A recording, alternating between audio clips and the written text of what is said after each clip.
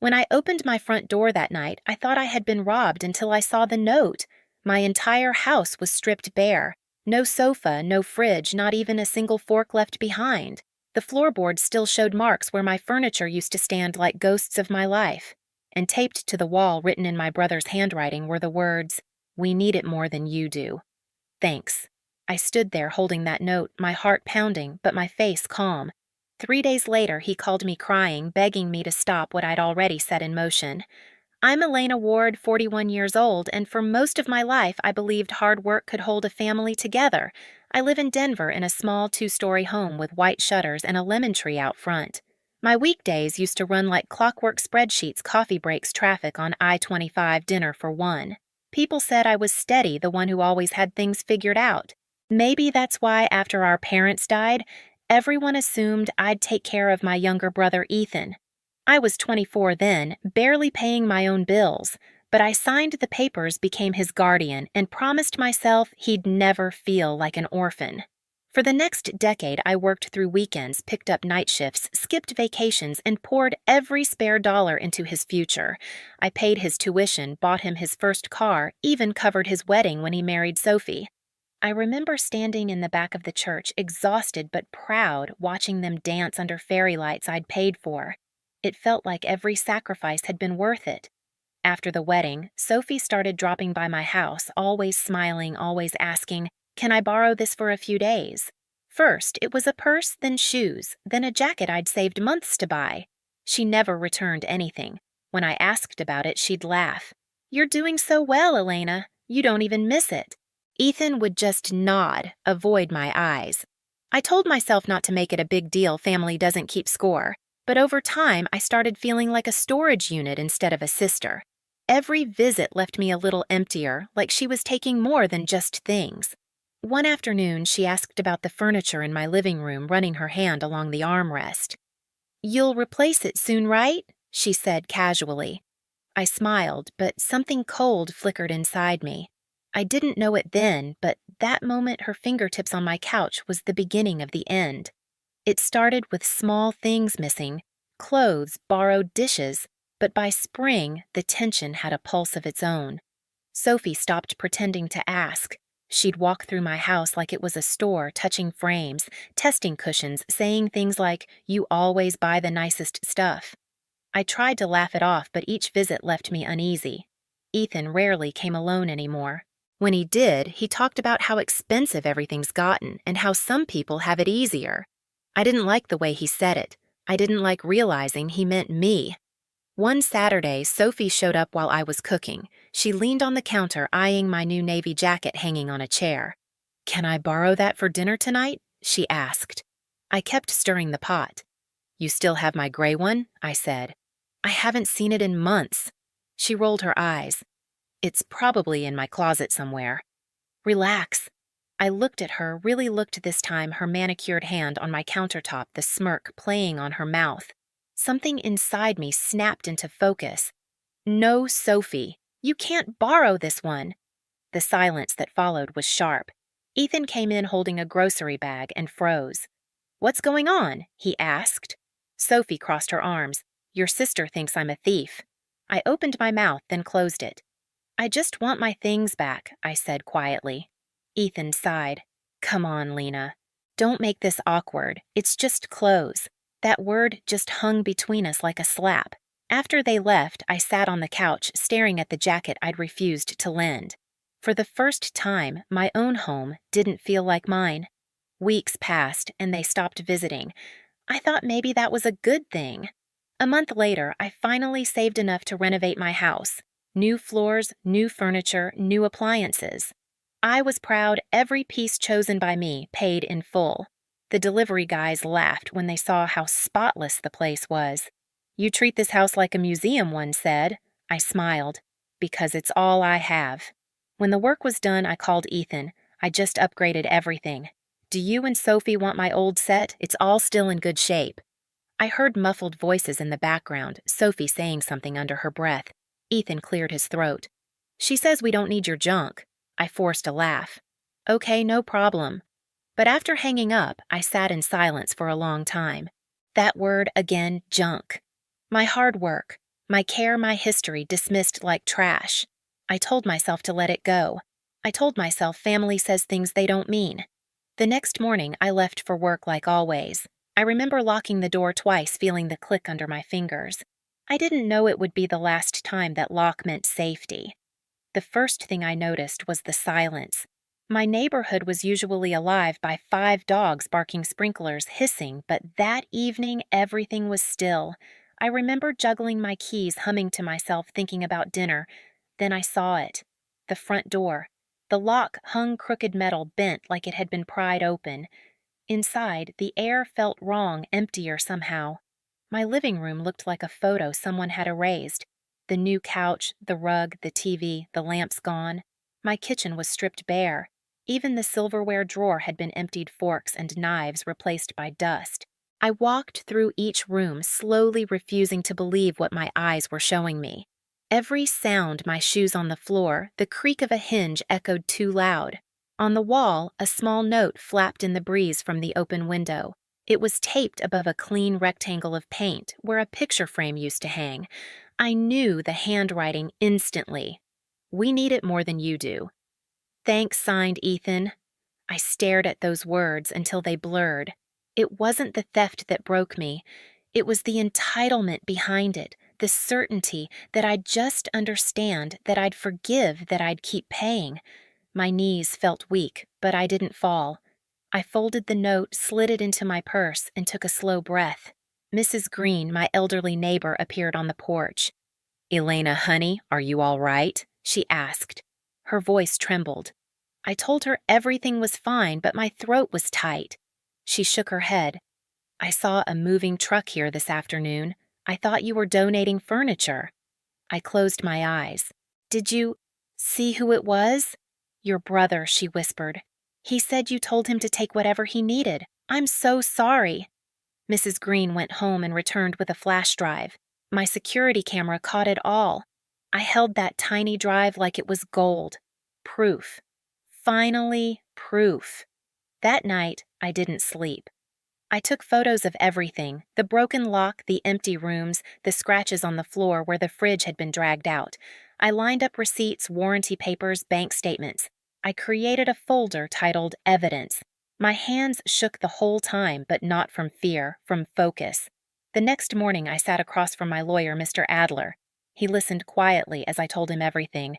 When I slid the note across his desk, he picked it up with 2 fingers, raised an eyebrow, and said, "Well, that's bold." I nodded. "They have 3 days to return it, all right?" He smiled slightly. 3 days exactly. Then we move forward. Back home, I opened my banking app and scrolled to the automatic transfer labeled Mortgage Support. Ethan. $1,000 every month for over a year. My thumb hovered, then pressed cancel. A small notification appeared. Transfer stopped. I sat there staring at the screen, breathing steady. For 17 years, I had taken care of my brother. That night, for the first time, I took care of myself. Before bed, I slipped the folded note into a drawer.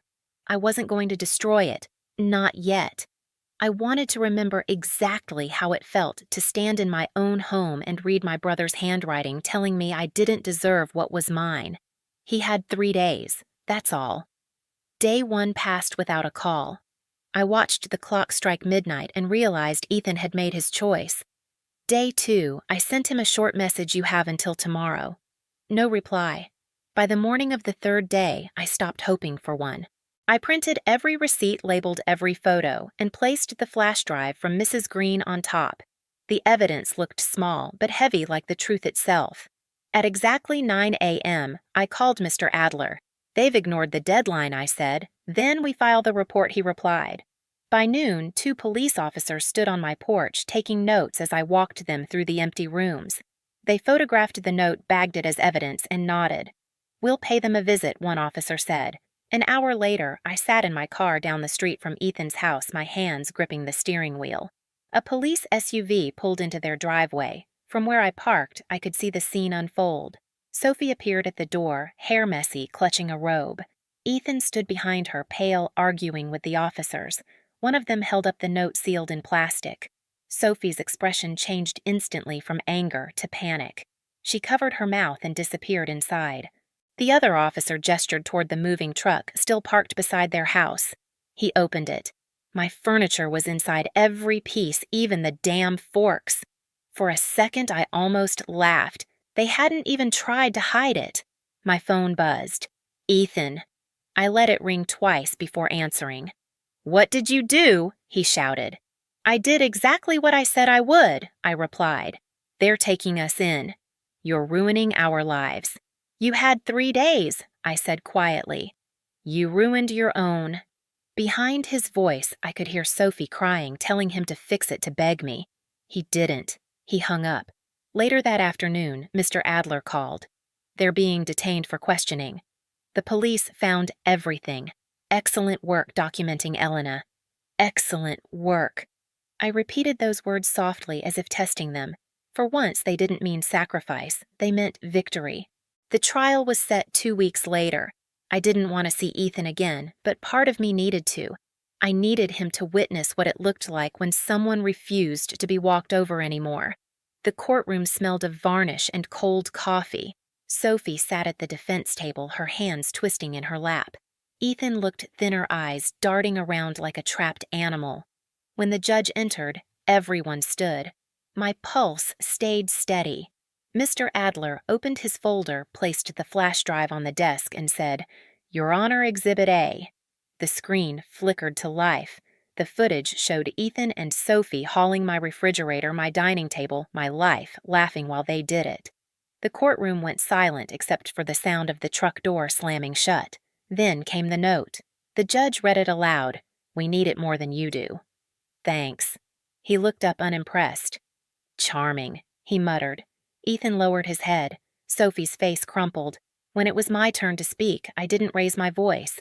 I raised him after our parents died. I paid for his education, his wedding, his house, and he still decided that what was mine should be his. I'm not here for revenge. I'm here because no one, not even family, gets to take from me again. The judge's gavel struck once sharp as a gunshot. Guilty. Probation for 1 year restitution in full and a fine of $1,500 each, all property to be returned immediately. It was over. Outside the courthouse, Ethan caught up to me. His voice cracked. "Lena, please, we can fix this." I turned to him. "You had 17 years of me fixing things for you. You're on your own now." Sophie wiped her eyes. "We're sorry. We made a mistake." I nodded. "Yes, you did. And now you get to live with it." I walked away before either of them could speak again.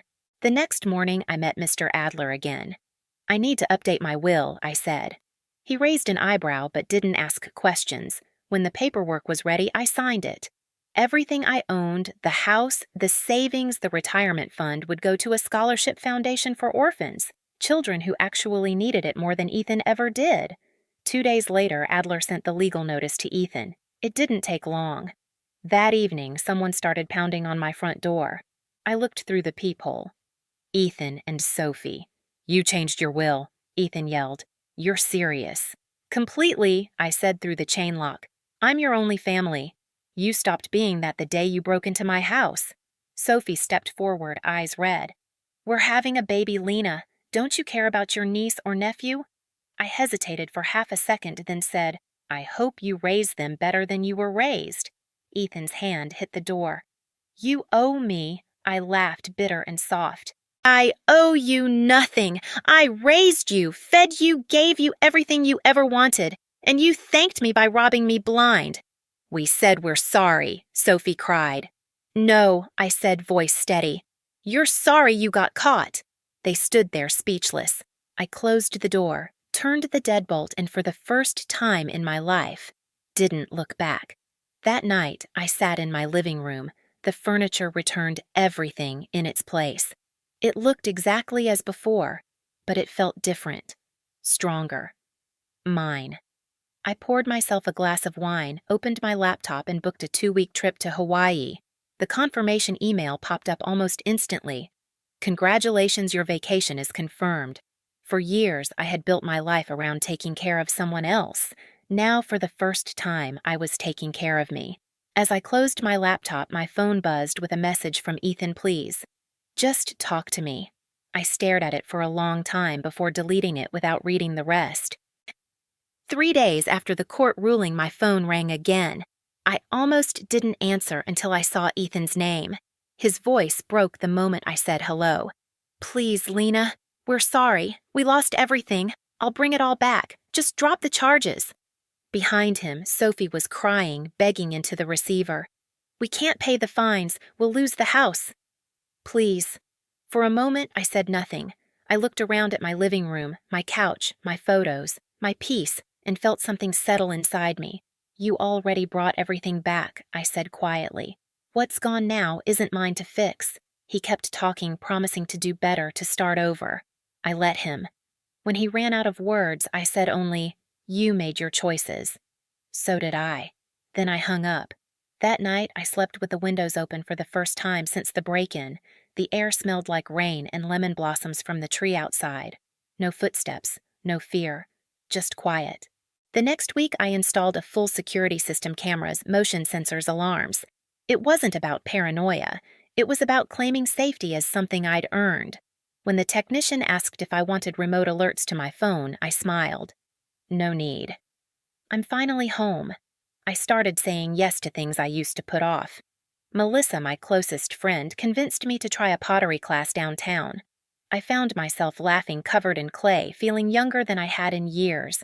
One evening after class, she said, "You seem lighter." I nodded, because I stopped carrying people who wanted to drag me down.